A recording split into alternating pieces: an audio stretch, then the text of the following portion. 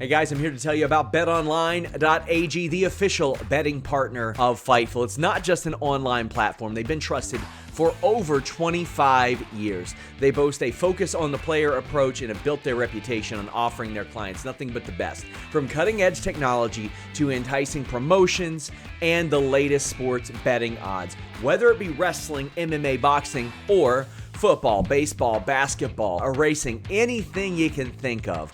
All major sporting events are covered by BetOnline.ag. Fast payouts, highest credit card acceptance industry-wide, safe and secure online environments, and their live betting feature allows you to bet on your favorites weekly and easily and in real time. BetOnline.ag. That's where we're going at Fightful. That's where we suggest you go as well. That's where we get all of our odds at. BetOnline.ag. Only bet what you can, and please bet responsibly. Questions, and let's do our best to remain focused on World's End. Finally, as Robin mentioned, please make sure your phone is unmuted. So for the final time in 2023, I'm going to turn it over now to Tony for some opening thoughts, and then we're going to get right to it and open the lines for your questions. Tony? Hey, thank you very much, Jim. It's great to catch up with all of you. Really excited for the World's End media call. Hopefully we'll see a lot of you this weekend on Long Island. And for those of you who can't join us on Long Island, I hope you'll all be able to watch the pay-per-view. It's been a really exciting time in AEW TV. For anybody who's not already on the media call, just to help you get some more anticipation, I think this is going to be a really interesting media call. I'm very excited for it. I'm excited to break things down, really excited about the things we've been working on in AEW, and I think there's a lot of exciting things to talk about going into the future. I'll probably talk more about some of the mechanics and science of pro wrestling than I normally would, and I'm very excited for that. So looking forward to this, and with that, Jim, let's kick it off. All right, thanks, Tony. We're going to start with Phil Strum from USA Today Network, and after Phil's completed, we're going to follow Phil with Steve Fall from 10 Count. Phil, you're up.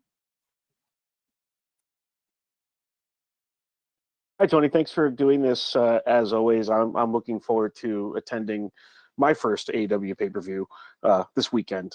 There's a lot of options for venues in the New York metropolitan area, and you've already had great success at the UBS Arena right down the road.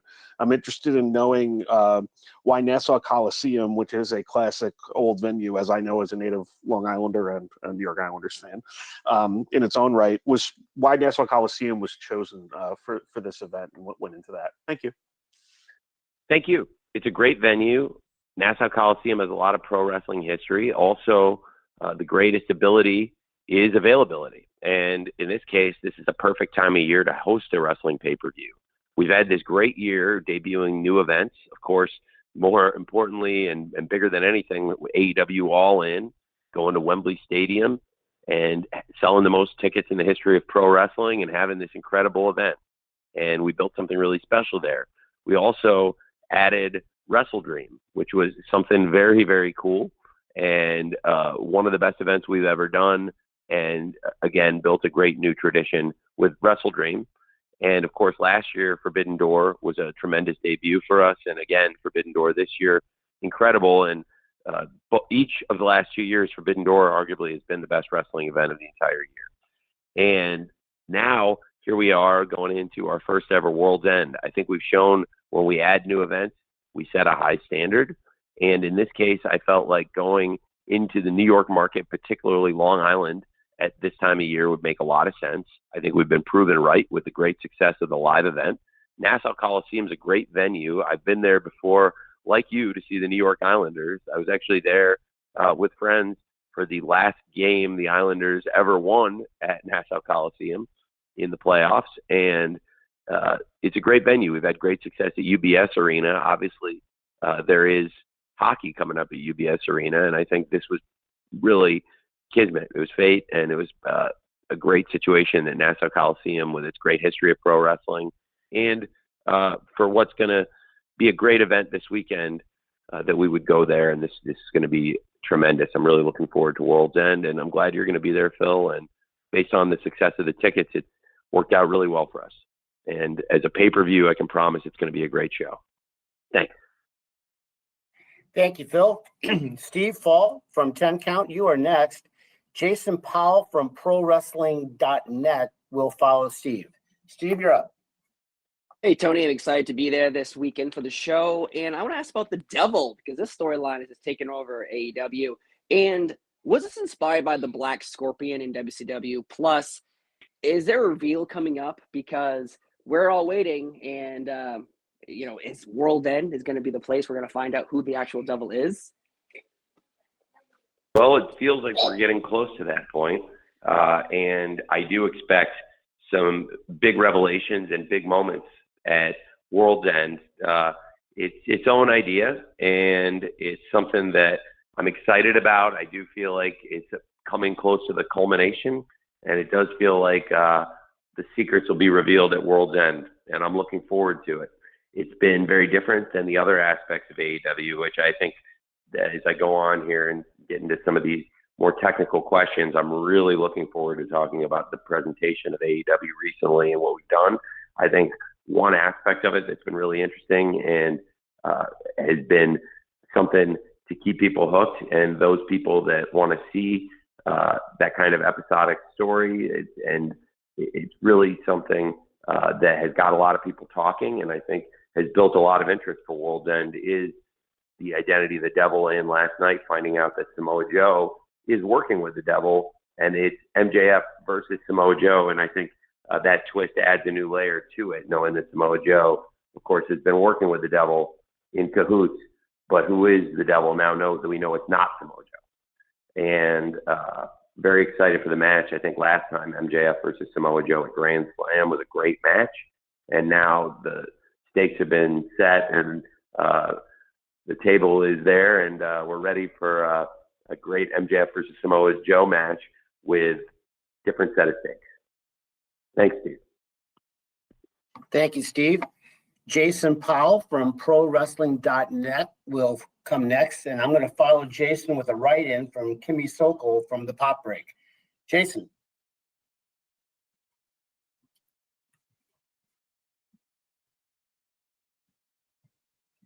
Jason, you need to unmute your line.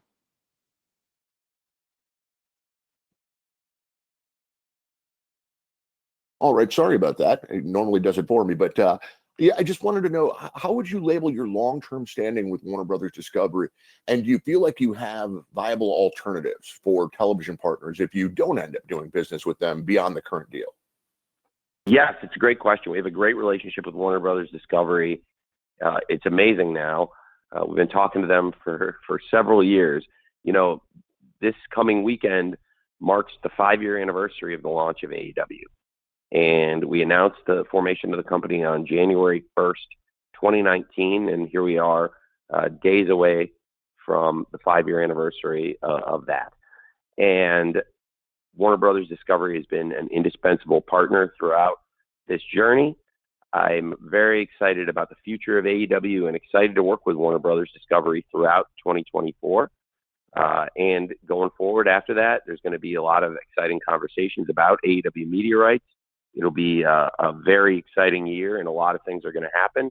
We have a great situation with Warner Brothers Discovery, and it's been a great year for that partnership. I think I'll be talking probably a good deal more about Collision on this call and maybe more about some of the wrestling aspects. But as a TV show, it's had a tremendous year. Recently, it's done very well. And again, I think I'll talk more technical mechanics about why I think that may be and why that's so important. But Collision, tremendous first year, and that was a big step in the partnership this year to add 2 more hours of content. And you asked about alternatives. Well, we're under an exclusive agreement, and I can't say what the future of AEW will hold for certain, but I know that there is a lot of interest in pro wrestling, and judging by the market I've had with lots of interest in Ring of Honor, which I'm holding and looking forward to having extra cards to play later in the coming year in such a negotiation. And knowing that there's a ton of interest in ROH and that product right now from outside parties, and knowing that there's far, far more interest in AEW, multiple times more, and far greater rights fees out there for AEW in the future, I think it bodes very well in the market, knowing that there will likely be a lot of suitors for AEW and following what's happening in pro wrestling. and we'll find out for sure as we get closer to the end of the year potentially. Although I have to say, it's really, really great working here at Warner Brothers Discovery. And if anybody came in, it would have to be a heck of an offer because we have a great thing going here. And I would, all things being considered, this is a great place to be. So I really do value the relationship, and I think it's in a great place. Thanks, Steve. Thanks, Jason. Tony, I'm going to read you a question here from Kimmy Sokol from the Pop Break, and then Stu Myrick from Sports Guys Talking Wrestling will follow Kimmy's question, which is, although only securing 3 points in the Continental Classic, how would you assess Daniel Garcia's performance in the tournament? It's a great question. I think Daniel Garcia tore the house down match after match, and I think what the Continental Classic's all about is having the best match you can have, putting forth the best effort you can, and trying to get better throughout the tournament. And I think Daniel Garcia came out of the tournament in a far better place than he went in. He's a better wrestler, and I know from talking to him, it's his greatest experience in pro wrestling. He felt like he came out of the tournament a much better wrestler. And for a young star like him now with so much upside, I think that's so great. And I love that aspect of it. And I think in addition to all the great matches, all the great stars, and now having a great block finals this week, having the leagues go on with a blue league final like Eddie Kingston versus Bryan Danielson, that was one of the best matches ever on Dynamite, one-on-one, and then also this incredible three-way match. They were so different from each other, and they were so great.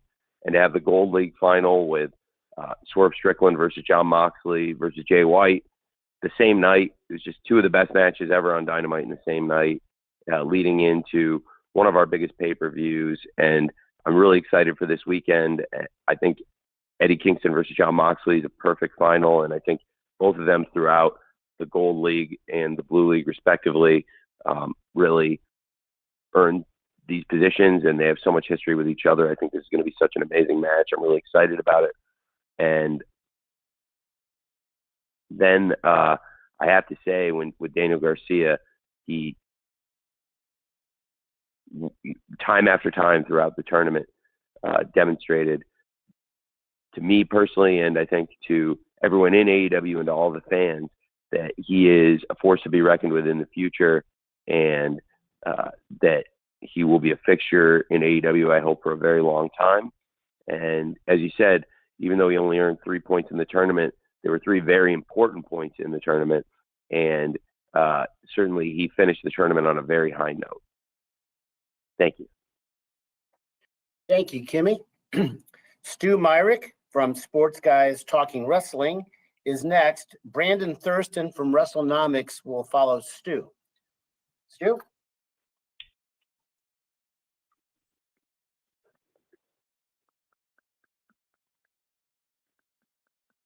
Stu, you need to unmute your line.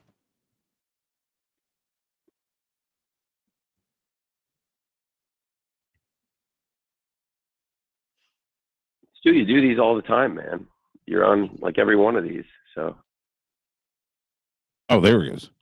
Tony, thank you so much for the time. Given the relationship between AEW and New Japan Pro Wrestling, I wanted to get your reaction to Hiroshi Tanahashi being named president of New Japan.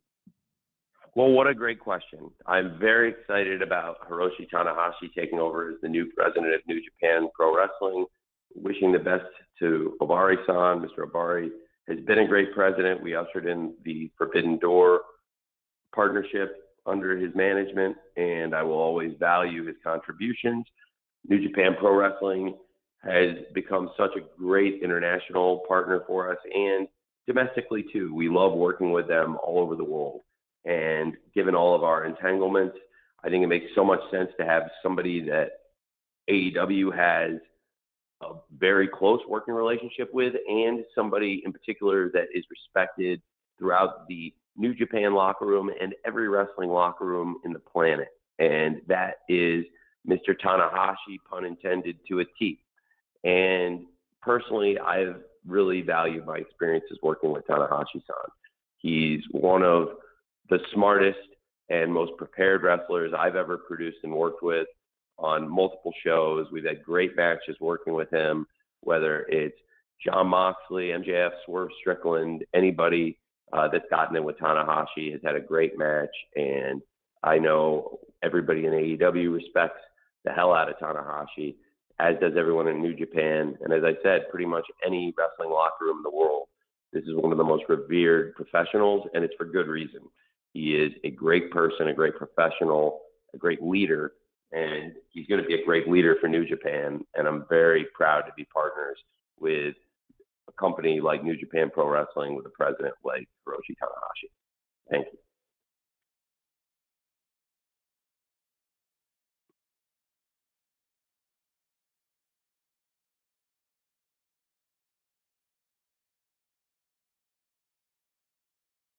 Okay, Danny, here he comes, never mind.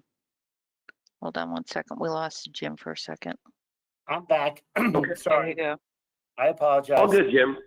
It was such a good answer about Tanahashi. I thought it was like such a mic drop moment that I thought you were really taken aback by how good I the was answer taken was. aback. I was. Nonetheless, there's also a little bit of a technical problem on my end. So with that, I'm going to go with Brandon Thurston with WrestleNomics comes next, and Dominic D'Angelo from Ad Free Shows will follow Brandon. Hi, Tony. Thanks as always for your time. With the year coming to an end, I wanted to ask you about TV ratings for AEW. Dynamite TV ratings and Rampage ratings were down on average in all 4 quarters this year from their ratings in 2022. So I was wondering what your thoughts are on what the biggest reasons are for that change. I think the Dynamite rating in particular held up very well relative to cable. And in fact, I think the Dynamite is year over year. Isn't Dynamite pretty similar to Raw this quarter? Given a couple percent at most in terms of the year over year. With that, Brandon, by the way, you can unmute Brandon if you want to, because I'll gladly. Dynamite is down in Q4 in total viewership 10%, and Raw is down 8%. So, like I said, it's within a couple. It's basically very similar year over year. You would say Dynamite and Raw this quarter. In this 8, quarter, 10%. yeah. But in the demo, I do think it's been very similar, and I think it's cable in general is down. Obviously, those are the big cable products of both companies year over year historically. I know it's AEW. We've only been around 5 years, but that has kind of been our flagship show since the beginning. So, you say Raw is down 8% and Dynamite's down 10%. I think I was, and I had that off the top of my head pretty much. And that's very similar. And both of those are ahead of the decline in cable television. Cable television is down a lot more than 10% year over year. And both of us at Raw at down 8% and Dynamite down 10% are beating the hell out of gravity. And both of us are looking at a big pay raise this year for Dynamite and Raw. And Raw, having made $265 million a year last year, for them to get a pay raise, that's going to be a really big number for them. And for us, it's a lot of money too. Frankly, I think it's crazy with sports economics. You talk about these numbers and it's like, like $50 million wasn't a lot of money. It was a lot of money. We've been getting paid year over year for Dynamite, and it's going to be a lot more for us going forward. Both shows are probably due for a big rights fee increase, and frankly, percentage-wise, especially Dynamite, because of where we started and how we performed. So again, those numbers, and it's, by the way, I notice people talk about the Dynamite one a lot, but 8 and 10%, pretty similar numbers there. You don't hear people talk about the 8% as much, do you?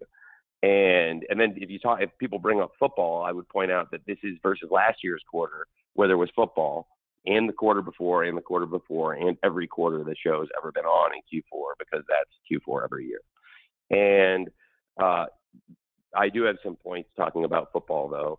When I get to the collision ratings, there's no year-over-year collision ratings history. So anyway, so to your point, I think, to be 8 to 10% to me is very similar with the drop in cable being much more than that. And so I think that both shows have done really well to, frankly, defy gravity and stay ahead of the drop.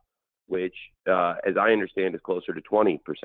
And again, Brandon, if you guys, I'm happy to and Brandon, I assume I will see you at the scrum also. So, and I will, and I'm very, very glad to talk, numbers and stuff and have like kind of a back and forth on some of these things, because I think you're very, very intelligent, articulate, and one of the best read and best researched people on this particular subject, and I could learn something from you about it. But I think it's fair to say, and thanks Jim for letting Brandon jump back in, and I'm muting him because I wanted to get that, because I was thinking that was about right off the top of my head. Those were the numbers I was thinking were about 8 to 10%, and so I think it's very similar. And I think frankly they would have the same answer, that when they're out in the marketplace trying to make that sale for Raw right now, actively in that same TV rights marketplace we all were just talking about, that I think we'd have the same answer there, that frankly, down 8 to 10% year over year is pretty good when the industry is down far, far more than that. Thank you. Thanks, Brandon. Dominic D'Angelo from Ad Free Shows is next. Dave Meltzer from the Wrestling Observer will follow Dominic, who's up now. Hey, Tony, can you hear me okay? Yeah. Hey, Dom. Oh, hey, good to talk to you again, Tony. Looking forward to the pay-per-view this coming weekend. Kind of wanted to get a gauge about your booking strategy as far as heading into 2024 when it comes to, I know at the All Out media scrum afterwards, you mentioned how kind of overworked you are, and you have Jimmy Jacobs helping you as an assistant technically and stuff like that. You doing football and soccer and everything like that. Kind of curious if you've reconsidered getting more of a booking team in order and seeing maybe how to delegate some more creative stuff to people behind the scenes a little bit. It's a great question. I mean, we have a great group of people right now in my office. Just as an example, yesterday you had a great group with Brian Danielson, Mike Mansouri, Will Washington, Jimmy Jacobs, Sanjay Dutt, Sarah Stock, and Dean Malenko, and several others that were in my office throughout the day at various points. And Brian had his match, and people were in and out. I think everybody had great points, and there were a number of other people. But I did come in with a lot of it, and I think we've been on an incredible run of shows. And this is a great this wasn't quite the setup I was looking for, so I'll see if I still get it. But I'm very excited to talk about the science of the booking. And I think in particular, recently we've had some of our best shows we've ever done. And this year, if you look at 2023, and, just to use as samples, you can look at fan feedback from different shows. One site that measures fan feedback is Cage Match. Look at the top 100 shows this year and look at how many of them are from AEW. And if you throw this version of ROH in there too, you get some more. But it's pretty incredible. And the top 100 shows that have over 50 votes, top 100 shows even more so that have over 100 votes. Look at those, and look at how many of them happened in 2023 from AEW, or even a couple more from ROH. And that speaks pretty highly, I thought. But much more so, I would talk TV ratings. And I'm really excited about the lift in collision ratings we've seen as the competition has continued to increase. We've seen historically that nothing takes a toll on wrestling ratings more so than the most powerful media empire in the world, that is the National Football League. The NFL, I speak from experience and from within the beast, that it is the most powerful and most efficient and best run media operation in the world. And the NFL in recent weeks has taken the top dozen spots or more on cable on Saturday, just the NFL. And yet the collision ratings have continued to increase. And I do think there is a science behind this, a methodology, and I do think they've been probably the strongest set of shows we've ever done consecutively. And I think there's a great team, but also I personally have never felt more invigorated and on top of the booking. There's a great group of people on Saturdays and Wednesdays, and that was a good sample of people that were there, and I'm sure I'm forgetting a couple people. And then there's people that weren't there that might be there on a Saturday, but there was a lot of people throughout the day that would come in and contribute an idea, and certainly I felt coming in really prepared in recent weeks. Something I've really enjoyed has been the Continental Classic. And again, you didn't give me the perfect setup to talk about this stuff. So I might come back to it, but I've been conducting some pretty experimental booking, and I've really enjoyed the science of it, and I can break down the science of it going into World's End and why I think there's a lot to learn from it. And I think I might as well, now that I've popped the can off it, I'll just keep talking. So I think it's really interesting because when you do an experiment, there's an experimental group and a control group. And for me, the control was everything we had been doing, and I took basically the things I've been doing and tried to keep them consistent, and then began doing the experiment that was the Continental Classic. And the nature of it is a very sports-based presentation, and it has some changes from the G1, for example, which in this case, I would say the scoring system of 3 points for a win versus 2 makes it a very different incentive to go for the wins. And also, I think the biggest difference possibly is nobody allowed at ringside and no outside interference. And that's probably a misconception from people who don't actually watch the G1, because there has been outside interference, and I think that was something we did to make it different. And then when I look at the tournament itself and executing it, it's the most fun I've ever had working on something. I love working on the Continental Classic, and I think it's been so tremendous and such a highlight of the holidays. For me, it really put a smile on my face on Christmas, going back and watching some of it with my family. And I think being able to watch the very best of AEW and show them what we're doing. And for the Continental Classic final this weekend, I think Eddie Kingston and Jon Moxley, there's so much story between the two men. And I thought the face-to-face segment at the end of the Bryan Danielson Eddie Kingston match, which many people felt was the culmination of the entire tournament so far, the best match yet, it was tremendous. So when you do an experiment, you have an experimental group and a control group. If the control is what we've been doing and the things that have been on AEW and what we're doing, the experiment was increasing the allocation of this very meat and potatoes, sports-based, old-school pro wrestling at its finest, in my opinion, Continental Classic. And the experiment, I think, has been very successful, and it has yielded really interesting results. And one thing I would point to in particular is that ratings increase on Collision, because Collision probably leaned into being a bit more sports-based presentation to begin with.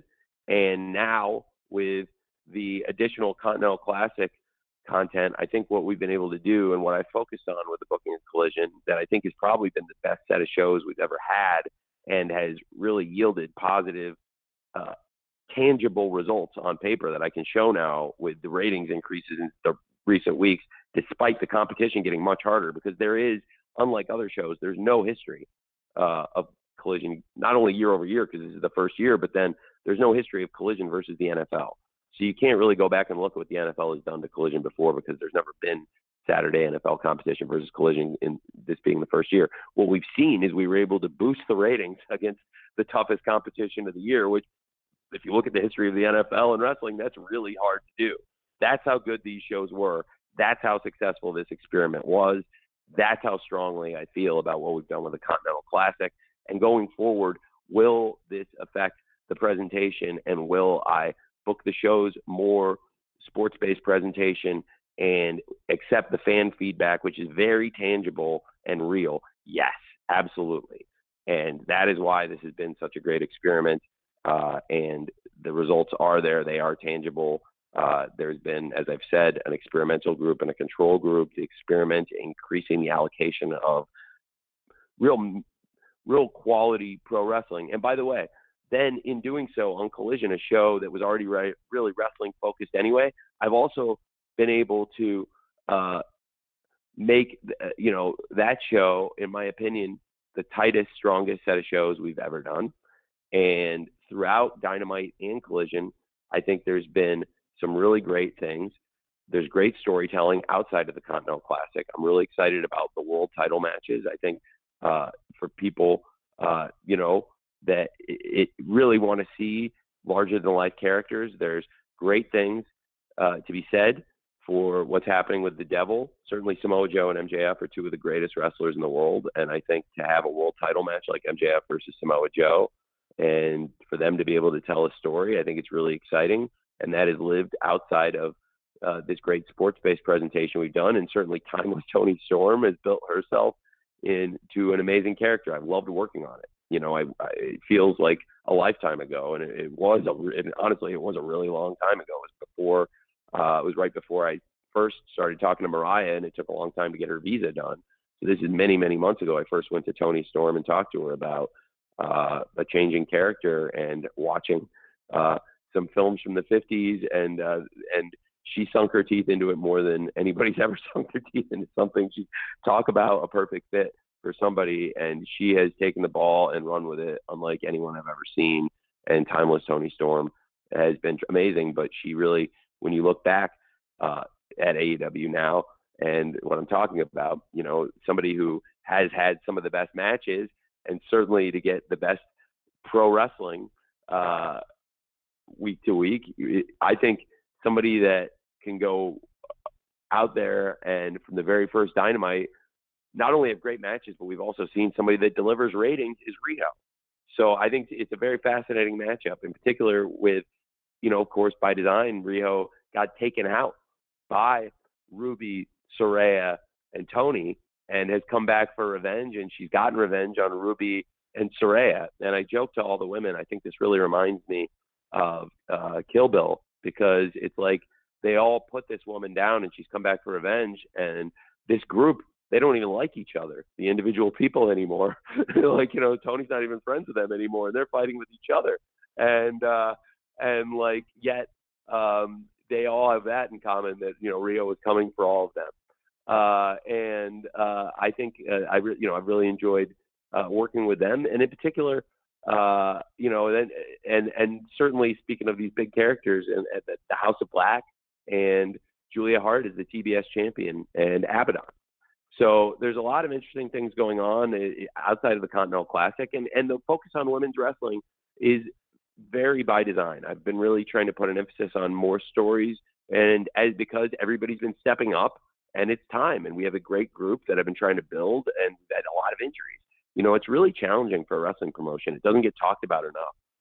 When you have people like Kenny Omega, Adam Cole, Pac on the men's side just to get started, I mean, I think it could cripple a wrestling company I think it could cripple most wrestling companies when you say on the men's side you're going to lose Kenny Omega, Adam Cole, and Pac, and then Jamie Hayter, Britt Baker, and Thunder Rosa on the women's side. I mean, certainly, for us a few years ago in the pandemic era, something like that would have completely crippled the company to lose that volume of stars. Yet, time after time, AEW wrestlers have stepped up, and mentioning those names in the women's division, it was great to get Thunder Rosa back again, part of the great Collision show this past week that delivered a really strong number that's been up week after week after week, despite the competition only getting harder and harder with the NFL stepping in. And the women's division has really leveled up, and I'm really excited about what they're doing. And so there's just a lot of things going on. So to answer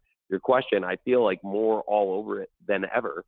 I think the experiments we've been doing are working, and I have a better sense of where to go and what to do going into 2024 than I ever have before. Thank you. Thank you very much, Dominic. Dave Meltzer from the Wrestling Observer is next. Amy Nemedy from WrestleJoy will follow Dave. Dave, you're up.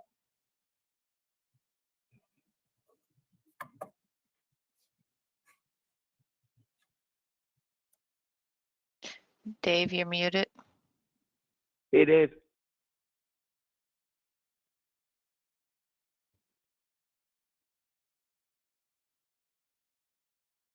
Well, again, maybe I've stunned Dave with the depth of my answer there, but it was. Let's try Okay, Amy. I'm here. Are you there? Sorry. Okay. Hey, Dave. Yeah, Tony, I just wanted to ask you, there's been several key people who have either left or are leaving the company, when it comes to actually the end of this week, I think, with Dana Massey and Raphael Morphy and QT.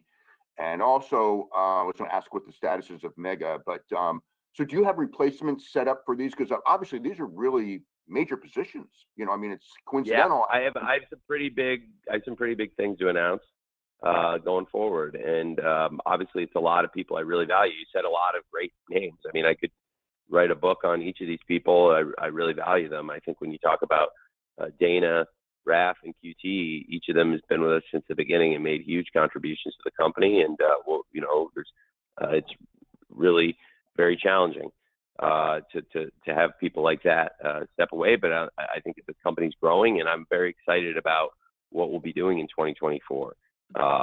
I think right before you asked, I just kind of wrote a book on the creative side in terms of giving a long answer about things I think that are strong, and some of the pro wrestling and some of the larger than life characters, and the mix of them, and the experiments we've been doing on the TV side, and I think what has been very successful. I believe that on the business side and on the operational side, the company continues to grow. I have certainly been looking at making more hires and growing the company, and I'm working on stuff I'm really excited about. And at the end of the year, of course, not unusual sometimes in businesses for contract things to expire December 31st at the end of the year, and new cycles to start January 1st. And just like the name of the pay-per-view, this Saturday night, Worlds End, it's going to be a new group, and there'll be some new things happening, and I'm really excited about it. And I would be remiss not to say I'm really grateful for all the contributions of the people you just mentioned. And going forward, I think we'll have some exciting things to announce, and I'm looking forward to that. But definitely working on some cool stuff to try to continue growing the company, both on the wrestling side, most importantly, in my opinion, and on the business side. Thank you, Dave. Amy Nemedy from WrestleJoy is next. Bill Pritchard from WrestleZone will follow Amy. Amy, go. Hi, Tony. Can you hear me okay? Yeah. Okay, Hey. great. So I actually just shouted yes when they called my name, because the way that this call has gone on and the information that you've given has sort of changed the questions that I wanted to ask you. I initially had a ton of facts and figures for the women's matches heading into it with neat storylines around it. But instead, what I'd like to ask you about is the women's division overall as a whole this year. It's really been on fire. You've got Athena, you've got Toni Storm, Riho, Julia Hart, Chris Statlander, Willow, Sky Blue, Saraya, Ruby, Sheeta. The list goes on. And of course, Abaddon heading into this TBS match at World's End. Can you talk about the changes in the booking for the women's division this year, as well as some of the standouts that you've had in storylines, character development, matches, etc.? Thank you. Yeah, thank you. Thank you very much, Amy. I hope I don't reiterate or run over any of the same things I was just talking about, because as I said, I was just complimenting some of that work moments ago, and I feel really strongly about the work that the women are doing. We just recently had ROH Final Battle, where Athena and Billy Starks tore the house down, and time after time, Athena's done that on pay-per-view. Athena in Ring of Honor has been a great wrestler, great champion, and is somebody who's capable of having great matches in any promotion in the world, and somebody I feel really, really strongly about. And then Billy Starks, of course, has had this amazing rise as an 18-year-old, now 19-year-old star. And I think Billy Starks is somebody who has achieved so much in a really quick time, and really love the work I've done with them and the work they've done together on ROH. And then talking about AEW and focusing on this Saturday, World's End, really very proud of Timeless Tony Storm, and as I said, to have somebody that has become a great champion and is a great wrestler, but has also quickly become one of my personal favorite characters on television. And I think, it's a true statistic that AEW fans have very desirable demographics in terms of being above the median TV viewer in terms of income and often various demographics that are desirable to advertisers. So I think that when you have one of the more highbrow characters in wrestling, and you have something as unique as TCM's Ben Mankiewicz coming in and doing the introduction and giving it such a great effort and making it a tremendous opening for Timeless Tony Storm, that's a great sign, in my opinion. And that TCM signs off and gives it their signature of approval, with TCM being so prestigious. And of course, I mentioned Rio coming back. Has always been a great wrestler for us, and whenever Rio is in America and available to wrestle, I want to work her into the stories. And it was also why I felt strongly about the Outcast at the time being the one to take out Rio, so that by when Tony had her transformation into Timeless Tony Storm, we could have this great championship match, and Rio would be back for revenge against Timeless Tony Storm to have this awesome match, because Rio is somebody that has delivered at the box office for us time after time and always has great matches. And the crowd is behind. And you heard that at Dynamite with the crowd chanting Rio, Rio. And then talking about Julia Hart and Abaddon, what a great TBS championship match. I think Julia Hart has become one of the most interesting champions in wrestling, and I'm very excited this Saturday about her match with Abaddon. And when it comes to Abaddon, they've come back to AEW in much better condition and become a great part of the show. And I was really excited about their segment. I thought it was a great way going into the pay-per-view to add some additional momentum into Abaddon Julia Hart, which has been building for weeks and is a very exciting story. People are, like I said, excited to see Abaddon again. They've come back to AEW in great condition, and it's somebody with a lot of potential. And I think Abaddon would be a great TBS champion, and they'll be facing a great TBS champion in Julia Hart, who has stepped up and done so well in the spot so far. And that's a match I'm really excited about. And then speaking of Julia Hart, it's something to keep an eye on now with Julia Hart's budding relationship with Sky Blue, which has been building for months. That story has been something to follow. That's in a great place. And then, of course, that all led to an exciting return also for Thunder Rosa, stepping out of the commentary desk, returning to the ring. So there's so many exciting things happening. And you mentioned some of the other great stars, Saraya and Ruby. Interesting to follow what's next for them. And Harley, maybe they're taking on a personal assistant. A lot of other great stars in the division, former world champions like Hikaru Shida and Nyla Rose, and a lot of other great wrestlers. And last night I thought Chris Statlander, Sky Blue was an excellent match. Chris Statlander, really excited about her. She's been a great TBS champion. And now something to follow, I think, is Chris Statlander and Willow. I think they are great friends, and I think that would be a great one-on-one match to see. And then I think Willow in particular has had an amazing year, winning the Owen Hart Foundation tournament, and had a great match with Athena, tore the house down. And then we've seen Willow also tear the house down recently, speaking of her, Willow and Chris Statlander, against Mercedes and Diamante on Collision in the street fight. So many great names, so many great fights happening in the women's division, which is in, I think, the strongest place it's been. And imagine how much better it's going to get, because I plan to be very active in free agency, and we have great names coming back like Dr. Britt Baker, DMD, and Jamie Hayter, great world champion who was the top star in the division at the time she was injured, and certainly going back to Wembley Stadium, London this year, that's going to be so huge for us, potentially getting Jamie Hayter back in the division, which I believe right now is in the strongest place it's ever been. And when we get those big stars back, and if I am as active in free agency as I have the ability to be, then I think things could get really exciting. Thank you. Thank you, Amy. Bill Pritchard from WrestleZone is next, and he will be followed by Amir Rahman from Power 88.1 FM in Vegas. Bill. Hey, Tony, how are you? Doing great. I'm excited for the pay-per-view. How are you? I'm equally as excited. I had a question about Kenny Omega. Obviously, the injury impacted the tag match that it looked like it was building to. Can you speak to how much it had an impact on the rest of the card, and if it moved up Sammy Guevara's return at all?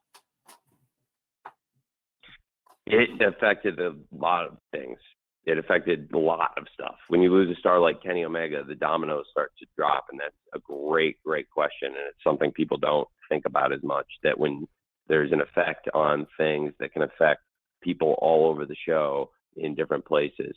So I think that's very intuitive, and Sammy is somebody we're really excited about. And of course, Sammy has a great history to mine, and there's always something to be said for having a huge star like Sammy Guevara returning from injury, and we've got so much to celebrate with Ty and Sammy and the birth of Luna, and very excited for them. And when it comes to Kenny Omega, I think your instincts are tremendous. It does change things a lot. And what I'm excited about is how strong the card is and how many great things there are when you look at a pay-per-view that has,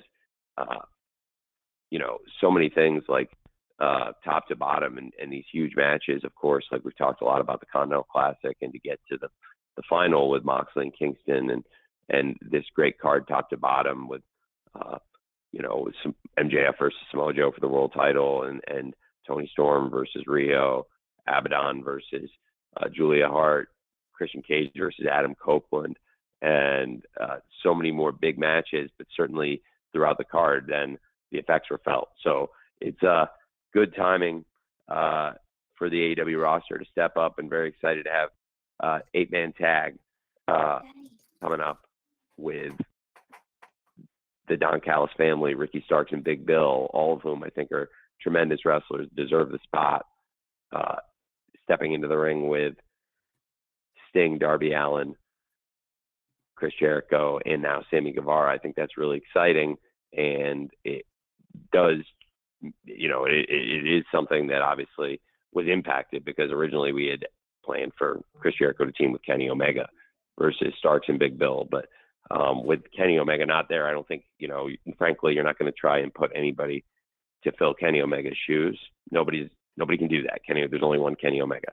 And so I thought the right thing to do would be to change the card and rebuild things and try to do something to cover it in an exciting way. And instead of one partner for Chris Jericho with Kenny Omega, he's got 3 partners with the band he's teamed with, and been with since the very first episode of Dynamite, the longest continuous partnership that's formed since that first episode probably would be Chris Jericho and Sammy Guevara until this year. And of course, with Don's family kind of casting Sammy aside, forgetting about him, not really, showing the love to him and his family, and casting him out, and made sense to me that he would be somebody who could be a great partner for Chris, but also instead of just trying to go to right into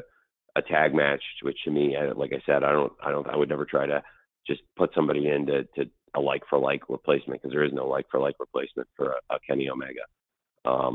Best thing to do to me is to not have Sammy, but also to bring in Darby and of course Sting, and now get more people involved. But also this can be a great moment for the fans in New York, because this will be for a lot of fans in the state of New York. This will be the last chance to see Sting. So I'm very excited about that. And I think there's a lot of things on the top to bottom about this card really that I'm thrilled about, but certainly one of the things I'm not thrilled about was that we lost Kenny Omega off the card. And I think everybody's done a great job to step up, and thankfully we have a great legend like Sting in the chamber to come in and help us switch things around. Thank you. Thank you, Bill. Amir Rahman from Power 88.1 FM in Las Vegas is next, to be followed by Chris Mueller from the Bleacher Report. Amir. Hi, Tony. You know, I was there at Grand Slam. One thing we've seen is you know how to dance. You did do the dance with Daniel Garcia. My question is that, you know, All In happened in London. You guys had 81,035 attendance. With other wrestling companies doing shows in Puerto Rico and France, are you looking to have another pay-per-view, not in London, but say in France as well and Germany, or you just focus right now at London for All In?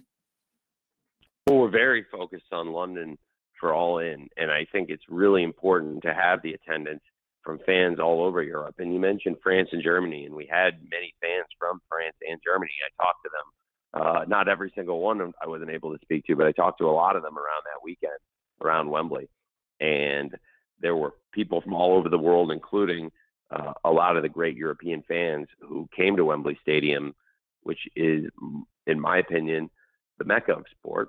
And it's certainly a very exciting opportunity for AEW to visit France and Germany and do shows and tour. I think it's important for us to also represent to everybody what it meant to us to have fans from all over the world attending at Wembley Stadium, and what the multi-million-dollar gates represent. You know, we had a gate of $10 million for this event, and it gets lost in perspective sometimes, but it's such an important milestone in wrestling to do a $1 million gate, to do a $10 million gate. It's 10 $1 million gates in one night. It's 50 $200,000 gates in one night. And the $200,000 gate's a pretty good house. It looks good on TV. It's a good crowd. And so I think it's pretty historic what we've been able to do in London, and now to go back again and have All In 2024 be in such a great place now, and have ballpark 5 million in tickets already for an event that is, you know, still 8 months away. It's pretty cool. And tickets continue to sell, and the excitement continues to build for AEW All In Wembley Stadium. I think eyes of the pay-per-view world this weekend are going to be on AEW Worlds End, and certainly we'll keep advertising, pushing London Wembley Stadium. And to us, it's really important to have the support of the fans from France and Germany. Certainly, they are great markets for us to tour and try to take that next step potentially in the future. But I think there's a lot of focus right now trying to make sure that our return to London is very successful, because that's been a great step for us. And certainly, not only in just my opinion, but I think the history books will show what we've been able to build in London is one of the greatest achievements in the history of pro wrestling. Thank you. Thank you, Amir. Okay, with the 5 minutes we have remaining, we've got Chris Mueller from Bleacher Report, and we're going to end it with Jim Varsalone from the Miami Herald. Chris?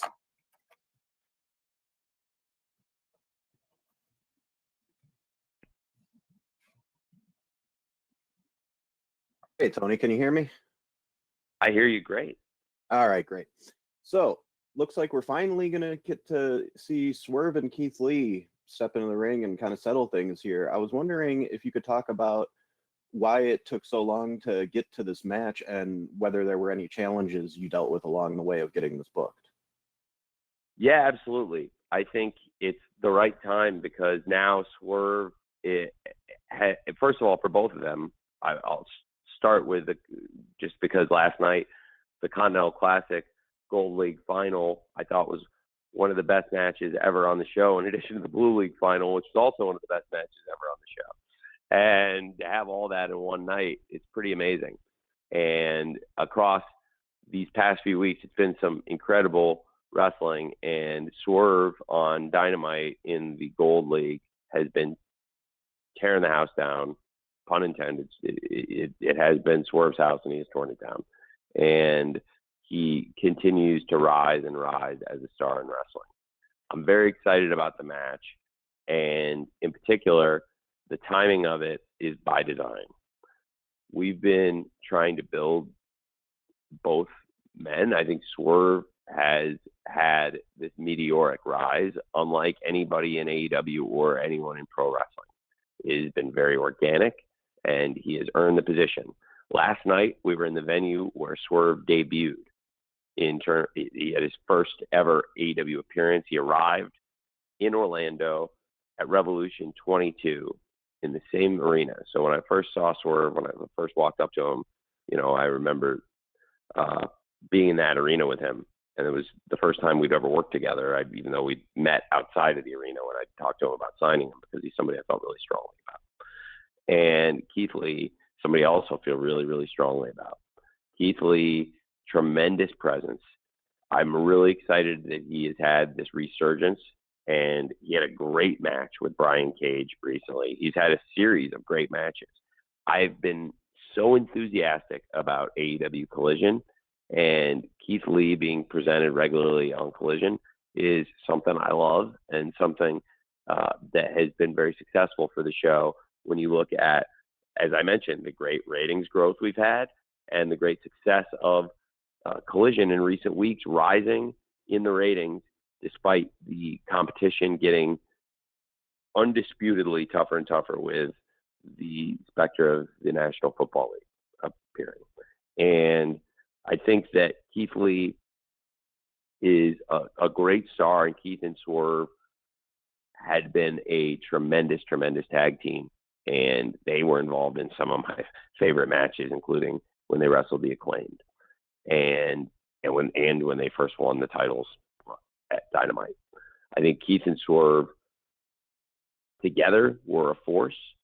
It's a match people have wanted to see. I joke to people, it's like it's something I have in the chamber for when I need it, like the Sopranos with the Russian, except the Sopranos you never actually found the Russian in the woods. Now, that might have been for the best to leave him in the Pine Barrens, leave it a mystery. In this case, I really wanted to do the match, and it's something you keep in the chamber for when you need it, because for us, coming out of the Continental Classic, Swerve is on fire, and I thought it would be perfect to go into World's End with Keith building the chase. He's had these great matches recently. We didn't know who him was, even though I think we all suspected who him was. And, he's been talking about him. And we've seen Keith go to the incredible Ring of Honor Final Battle show, which was such a tremendous event. Keith, of course, is from Texas, has a great history in Ring of Honor, and in particular has a great history with Shane Taylor. So I thought Keith and Shane Taylor had an excellent match. And we found out that Shane Taylor still wasn't the one Keith was looking for. And then Keith had this tremendous match with Brian Cage on a really successful show on a great Collision. And again, Brian Cage wasn't the person he was looking for in the end. I think when you remember, it was there in San Antonio. Speaking of buildings with significance, it was there in San Antonio where Swerve had put Keith out with the Cinder Block.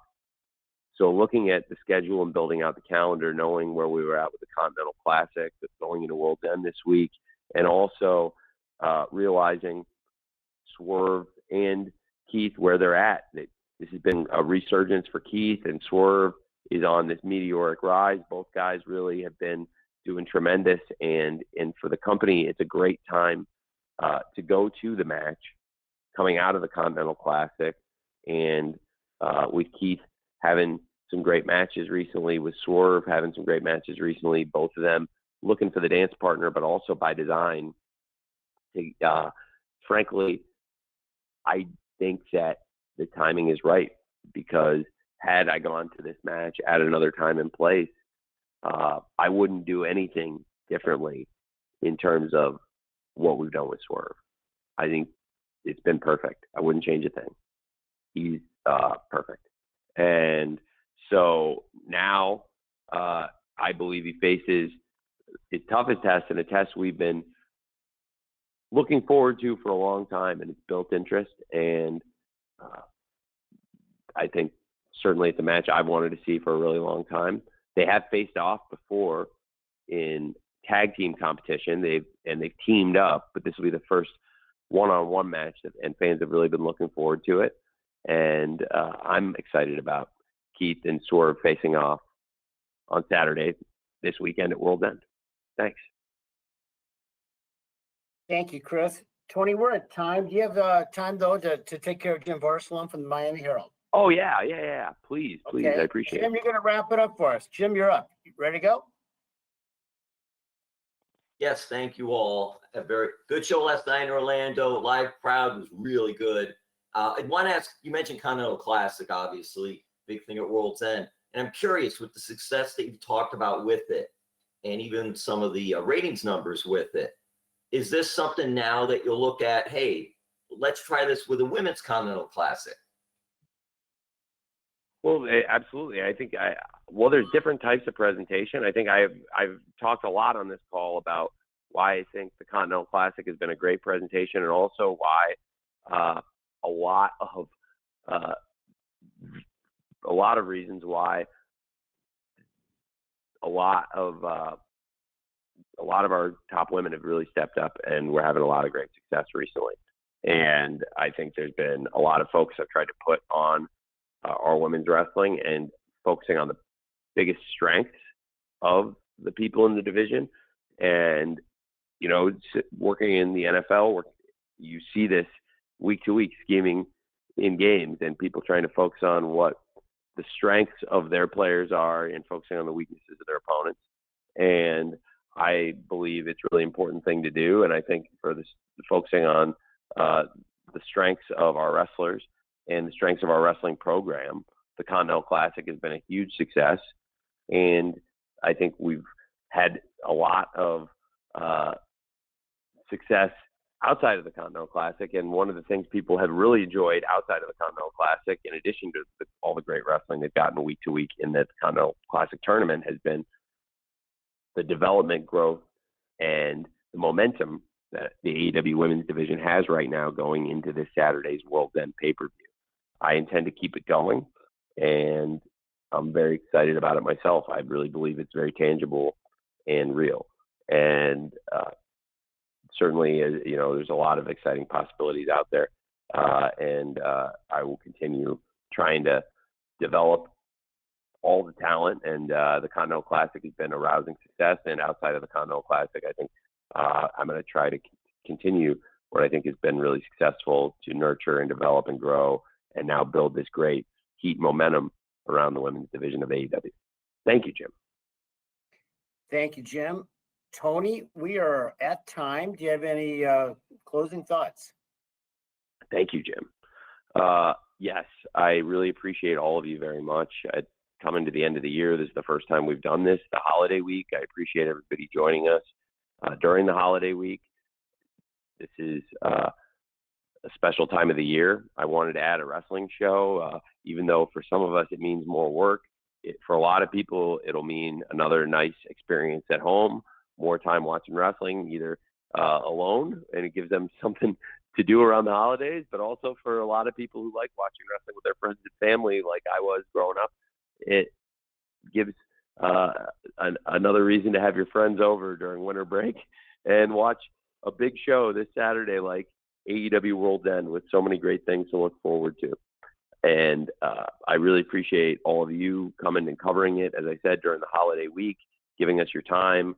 I hope this was somewhat enlightening. And for anybody I did not get to, I tried to answer as many as I could and stay with you here and give good answers whenever possible. And I think that your questions, I really appreciated you all being here and asking such great questions. And if there's anybody I didn't get to who's available, I'd love to see you at World's End, and I'll stay as long as I can, try to answer everybody's questions for everybody who comes to the event.